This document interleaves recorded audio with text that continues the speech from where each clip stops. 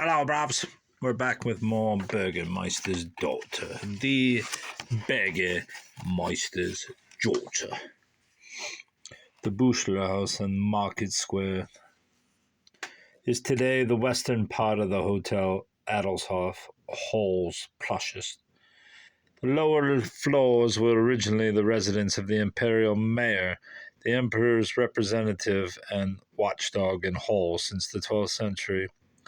Attached to them and carefully maintained was a modest royal court, which the emperor occupied during his infrequent visits. In the 14th and 15th centuries, the building was the domicile of Hall's burgomeisters. It became Hermann Buchler's private home in the 16th century and was the residence of later burgomeisters as well. Yes, train. Thereafter it was the Ratskeller before becoming a hotel. Chapter 3 on the Run.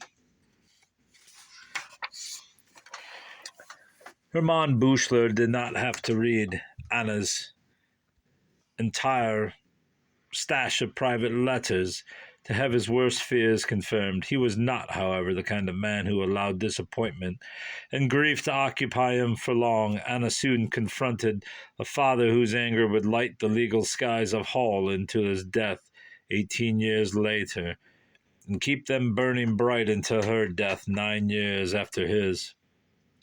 The 16th century was a time when everyone had his or her place in society, and certain kinds of behavior were expected and enforced in accordance with a person's rank in life.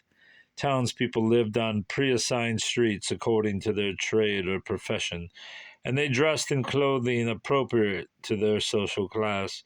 To reach above one's station in life or to act contrary to it unsettled one's neighbors, and was viewed as a threat to public order.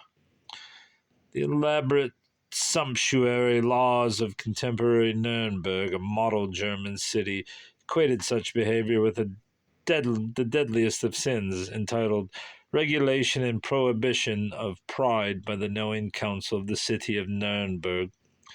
Those laws proclaimed a renewed version of the city's traditional dress code in 1618, what its citizens in their various classes may and may not wear. Dressing out of one's class or decorating one's house beyond the permitted embellishments was deemed to be the first sprout of more dangerous forms of willingness and self-indulgence, which, if unsnipped, might well grow into open disobedience and rebellion. For the same reason, Nuremberg laws threatened harsh and indelible punishment for insidiously threatening the social order, taking 2 digits from the finger of a perjurer and the tongue of one who dared to blaspheme against God and civil authority. After studying the city of Nuremberg for 4 months, on behalf of his government, the Englishman William Smith concluded that the honesty, civility, and security of its citizens were closely associated with their city's cleanliness and orderliness, and the wisdom and vigilance of its law enforcement. The city hath 528 streets and lanes that are paved. Is that paved? Paved? Is that paved? Paved. Which streetcars always cleanly kept, for they have no dung hills in all their streets, but only in certain odd by corners. Neither is it the custom there to make water in the streets, or to throw out of any urine or others before 10 of the clock at night, the punishment whereof is $20, besides imprisonment. Yeah, so precise are they in the sweet keeping of their city, that although a man have a yard or backside in his house, yet may he keep but only 1 pig, and yet that no longer till it be half a year old. The city is governed by a prudent and sage council of the gentility, through whose politic and wise wise government, the people are kept in quietness, do all, and obeisance, obeisance, I have no clue. For I think there is not a city in the world where the people are more civil.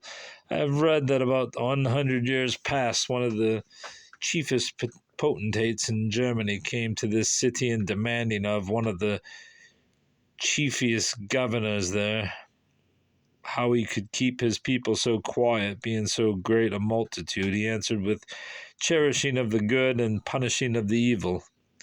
It is not the manner there, as it is in England, that in purchasing or conveyance of lands or tenements, contracts or matrimony, or such like matters of importance, that any man maketh a writing and setteth to his hand and seal, but it is sealed by two of the common council, and so it is effectual in their law, or else not. Therefore need they not many lawyers or scriveners, for except the clerks of the chancery and their procurators, procurators, I know not about two notary publics in all the city. So true and just are they in their dealings that their word is as much as an obligation. So true and just are they that if you lose a purse of money in the street, ring, bracelet, or such like, you shall sure to have it again. I would it were so in London. Basic virtues and physical order understandably become sacrosanct among people who find themselves threatened easily and often by sinister forces, famine, feuds, plague, revolts. What is this? They are beyond their control and understanding, as was the case in Anna's lifetime. A family's security in time of need and success in everyday life might then depend on nothing so much as what their neighbors think about them. For this reason, the harm done to Hermann Buchler's honor and reputation by his daughter's behavior would have enraged any 16th century parents who found themselves in a similar situation. For contemporaries, no greater sin of childhood and youth existed than the public humiliation of one's family, a maxim drummed into the young in school, church, and home. Such an act not only revealed ingratitude for the many things a parent gave a child, from life and sustenance to education and inheritance, still worse, it invited gossip about, ostracization of, and predation upon the child's family. For this reason, the majority of the witnesses who later recalled Anna's expulsion from her father's house identified with the Bürgermeister and thanked their lucky stars that they had been spared the shame of so willful and disobedient a child. For Anna, however, her father's actions against her were not expressions of justifiable anger, but the deeds of an unfatherly heart, incapable of parental love and duty. Until the end of her life, she would insist that he had cast her out of his house without just cause. The fatal flaw, she believed, was in his character, not hers, and the fatal act was his as well, namely the spurning of his paternal responsibility to provide her a proper marriage. If Hermann Buchler's daughter was acting improperly against him, her earliest legal brief declared, or if he knew of any disgrace, depravity, or wrongdoing on his daughter's part, then as a parent he should have taken it to heart and disciplined her by marriage or in some other honorable way. Denied shelter and protection by her father, Anna turned initially to her immediate relatives and all for support that she would not have to beg on the streets to turn to prostitution. For 3 days she stayed with cousin Conrad Buchler, Sr., but her father soon discouraged such aid and comfort, as he informed her kin in both Hall and Rothenburg of her moral failings, and threatened to punish any who assisted or sheltered her. According to her cousin and Rothenburg Mayor Hans Hornberger, Anna's relatives had little desire to associate with her after her father effectively banned her from 2 cities. Thereafter, Anna had few options for lodging and board. Her father's maid, Barbara Dolan, recalled how she had taken shelter for a week in a Junker manor, where Dolan's father worked, finding both family and friends in the immediate area hesitant to take her in. Anna recognized that she would have to depart the region altogether to escape the hounding of her father and begin a new life elsewhere. Before she did so, efforts were made on her behalf by others to persuade her father to take her back into his custody and care, as Erasmus had advised her to do in his last letter. But among the 40 witnesses, only Barbara Dowland, who had good reason to dislike Anna and to curry her father's favor, said that he was willing to have her return home and live with him again. If in his heart of hearts that sentiment was true, there is no record that Anna ever walked voluntarily through his doors again. Departing Hall with only a few possessions, Anna now wandered far from the city. She accepted shelter and assistance where they were offered, associating with what witnesses, both hostile and friendly, would later describe as all kinds of unsavory folk. Under the circumstances in which she now found herself, shelter was shelter, and a helping hand a helping hand. As she still maintained her Catholic faith at this time, she might have taken refuge for a while in a cloister, as battered and homeless women were then known to do. However, such a retreat was clearly not what she had in mind. New friends and enemies. One person who took her in as she made her way north to her relatives in Rothenburg was the blacksmith of Weissenbach. Her father learned of her presence there and of her future plans from the wife of the mayor of the village of Blaufelden, Apollonia Prenner, who was at the time visiting in Weissenbach, and whose husband was then befriending Anna by seeking support for her among influential relatives in Dinkelsbühl. The intention was to bring Anna's plight before the Imperial Supreme Court, the I'm not even attempting that, or Imperial Cameral Tribunal, then sitting in Esslingen, so that she might win that High Court's assistance in gaining the hearing of her case in Hull, the jurisdiction in which the conflict with her father would ultimately have to be resolved. The kindly mayor's intervention in the Büchler family scandal, however, upset his wife, who was recovering from childbirth. She apparently feared the consequences for her family once Hermann Büchler learned of her husband's efforts on his daughter's behalf, especially if those efforts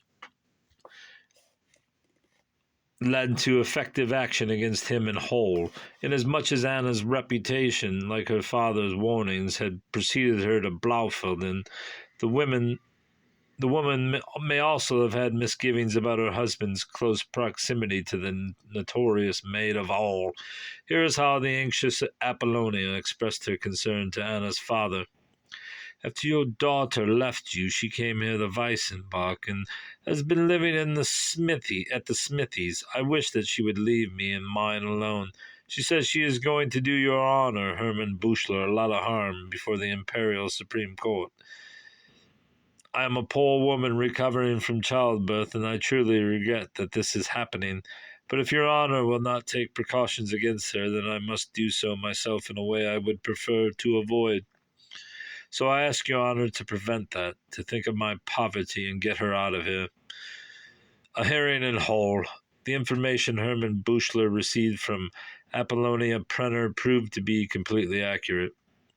Not long after his receipt of her letter, Anna, aided by maternal relatives and friends, formally petitioned the Supreme Court's assistance in gaining a safe hearing before the City Council of Hull, the city's supreme executive, legislative, and judicial authority, before which she hoped to win fair, even generous, financial support from her father. She now had legal counsel, Beistan, evidently paid for by her maternal allies, who might certainly expect to be reimbursed.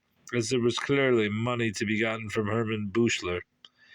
In addition to the immediate support she was seeking from her father, she was now also due a share of the estate left the children by her deceased mother. In her petition to the Esslingen court, she described her father as a man consumed by inflexible, harsh, unforgiving anger toward her.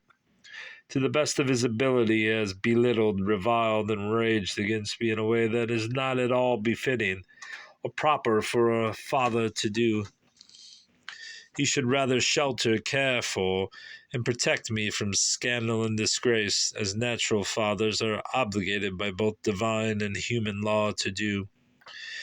The Imperial Supreme Court in Esslingen was one of the three in which Anna and her father, and after his death she and her siblings, did battle over her fair share of the family's wealth. Founded at the Imperial Diet of Worms in 1495 by the German princes and other dignitaries, the court was intended to be a tool to resolve conflicts among the German estates lawfully and peacefully. It was to be both the Empire's highest court and one that might act independently of the Emperor, who had a penchant for weakening the jurisdiction of the existing imperial courts by granting exemptions to favored clients or intervening on their behalf in other ways. For the first 35 years of its existence, the court was itinerant, sitting in no fewer than 10 cities before finally becoming more or less stationary in Augsburg in 1530. During the 1520s, it resided in Nuremberg, 1521 to 24, Esslingen, 1524 to 1527, and Speyer in 1527 to 1530. The court had original jurisdiction in cases where the imperial ban, the power to outlaw subjects, had been defied, and its criminal cases where the peace of the land had been broken by rebels, outlaws, and feuding imperial estates. In civil cases, the courts held original jurisdiction over complaints against governing persons or corporate bodies, like city councils, and it had appellate authority over the rulings of both urban and territorial courts. Whereas the rulers of the large states did not permit their subjects to appeal decisions made in the territorial courts, the cities were not so fortunate. Before the Supreme Court, a citizen of an imperial city could challenge the legality of a local court's ruling or protest the latter's refusal to hear or delay in hearing a complaint, all of which Anna would do. At the time of its creation in 1495, the new Imperial Supreme Court had a keen rival in the older Imperial Court of Rottweil, which held jurisdiction over the Duchy of Swabia and a great part of Franconia. Still active at the time of our story, the court would prove to be Anna's best hope. Unfortunately for her, the Emperor had granted so many exemptions from Rottweil's authority that it was a court in decline by the turn of the century. All of its rulings could now be appealed to the Supreme Court, and in most instances, such appeals proved successful. Finally, there was the City Council of Hull, with its legislative, judicial, and executive powers all rolled into one, and governing by customary laws dating back centuries. Its relationship with outside courts may be described as unfriendly, if not hostile, result of long history of intrusions into jurisdiction, particularly on the part of the territorial court of Würzburg, which had long attempted to maintain judicial supremacy throughout the region.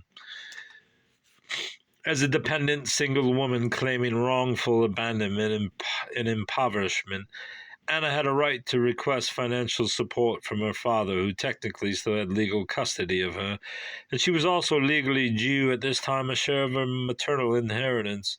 In the summer of 1525, the Esslingen court sent the City Council of Hull a copy of Anna's petition for a hearing there on the question of her support, expecting in return either compliance or an explanation.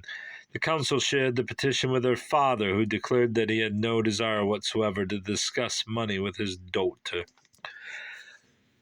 That being the case, the council informed the Estlingen court on August 14th that its hands were tied and it considered the matter closed. Thus finding the gentler way of direct negotiation blocked by the intransigence of her father, Anna asked the city council of Hull through the Estlingen court to set a date certain, on which she might come to Hull and present her case against her father. Nowhere in Germany at this time did the appeals of citizens to courts of higher authority please city councils, which looked on them as virtual betrayals of one's homeland.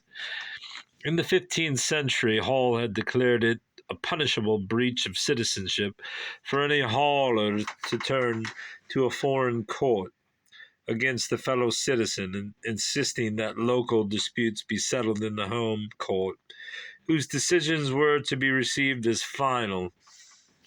In turning to Estlingen against her father and the city council, Anna had positioned herself for bitter conflict with both.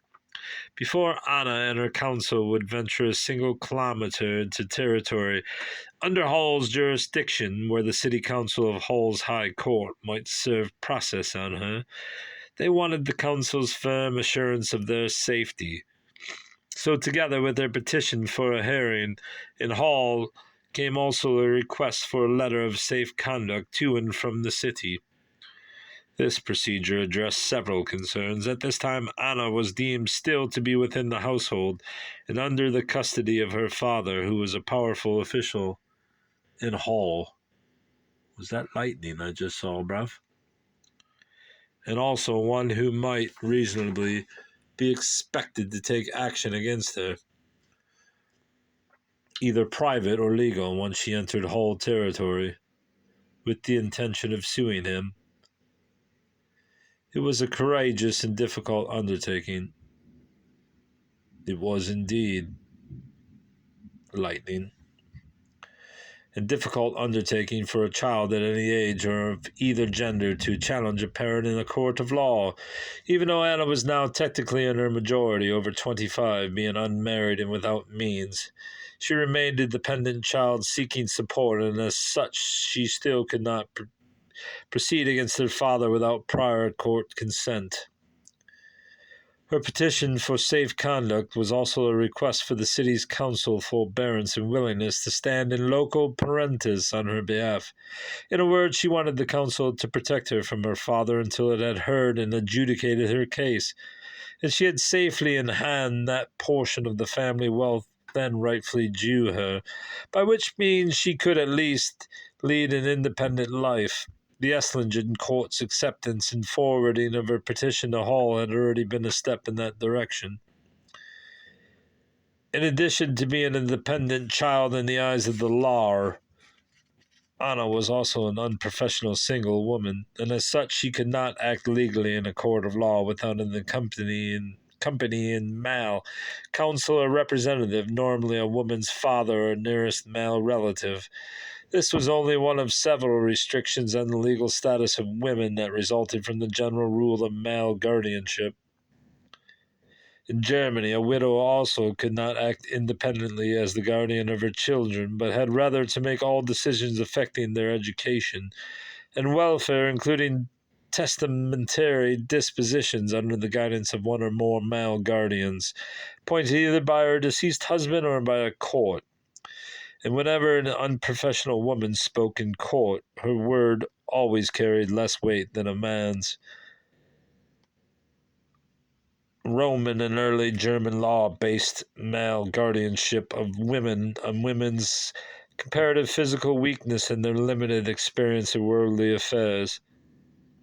That thunder's rumbling, bruv. The latter a self-fulfilling deficit, as women were excluded from politics and formal higher education. The original intention of the practice had been to compensate vulnerable and disadvantaged women by providing them with male guidance and protection in the public forum. In this sense, the practice, so prejudicial from a modern point of view, actually served social order and provided women a greater degree of justice than they might otherwise have received at law, giving then prevailing attitudes and circumstances. By the 16th century, however, restrictions on a woman's rights at law were also being justified by womankind's alleged mental inferiority and emotional instability. The revival of these unflattering classical and clerical stereotypes accompanied changes in the workplace that reduced employment opportunities in urban trades and sparked a new level of competition between men and women for the available positions. Lots of lightning now, bruv. During the high and later Middle Ages, and especially after the Black Death had depleted the ranks of skilled artisans in the cities, women's labor had been much in demand in urban shops and businesses. As a result, women gained increasing prominence, equality, and economic strength in urban trade and industry, and their new status and respect moderated the rule of male guardianship. By the 16th century, however, that rule was staging a comeback in urban society. The demands of the new export markets opened by the voyages of the Discovery and the need to keep pace with the rapidly expanding and labor-intensive publishing industry forced urban industries to reorganize. Those industries now turned increasingly to the more flexible countryside and away from the guild-heavy cities for their labor force. With the flight of employment opportunities from the city to the countryside, the competition for urban jobs increased, along with the determination of males to monopolize them. Under the protest of male apprentices, women were now progressively squeezed out of male-dominated and mixed-gender trades. At the same time, the trades women had traditionally dominated, textiles and food processing, stagnated with the development of the new industrial world, shrinking further women's opportunities to learn a craft and shifting their work increasingly back into the household. As a rule, married women at this time might litigate in court only through their husbands, as Anna would do after she married. Indeed, she would later shock the citizens of Hall by declaring a talent for litigation to be the quality she most desired in a husband. Unlike mere wives, professional women with marketable skills, whether married or single, and whether sharing a husband's business or operating one of their own, were recognized as having a proper legal status and thus able to speak for themselves in a court of law, just like any professional man. Otherwise, it would have been impossible for them to be held liable for the promises and transactions they made in the normal conduct of their businesses. The maintenance of social order, always the highest priority in pre-modern society, had required the appointment of guardians for unprofessional single women, and the endowment of professional women with a proper legal status exempting them from such guardianship. Prodded by the Esslingen court, the city council of Hall agreed to hear Anna's complaints against her father on September 12, 1525, and promised a quick decision. Anna and her lawyer also received a comprehensive safe conduct for the journey to and from the herring. When the day of the herring arrived, the two of them faithfully appeared, documented Anna's need, and made the case for immediate parental support. Forderung pro alimentis. Present also at the hearing was, of course, her father, who, having come prepared for a fight, was eager for one after hearing his daughter denounce him in his own chambers. Immediately upon the presentation of her case, he asked his colleagues for a delay of 45 days to prepare a response. Given the urgency of her situation, Anna strongly resisted the delay, but the council deferred to its leader and granted it over her protest. Not to be so easily outdone, Anna countered with a request of her own. Inasmuch as she was then without means and the council's decision would now be at least 7 weeks in coming, might the council order her father to arrange room and board for her in the city, or failing that, giving her the money to do so herself, thereby enabling her to await the ruling in Hall. Comfortably sheltered? The council refused to issue such an order, and it also denied her subsequent request to lodge at City Hall during the interim. That left Anna with no choice but to return to Esslingen, which she did with the council's permission. All right, Bobs.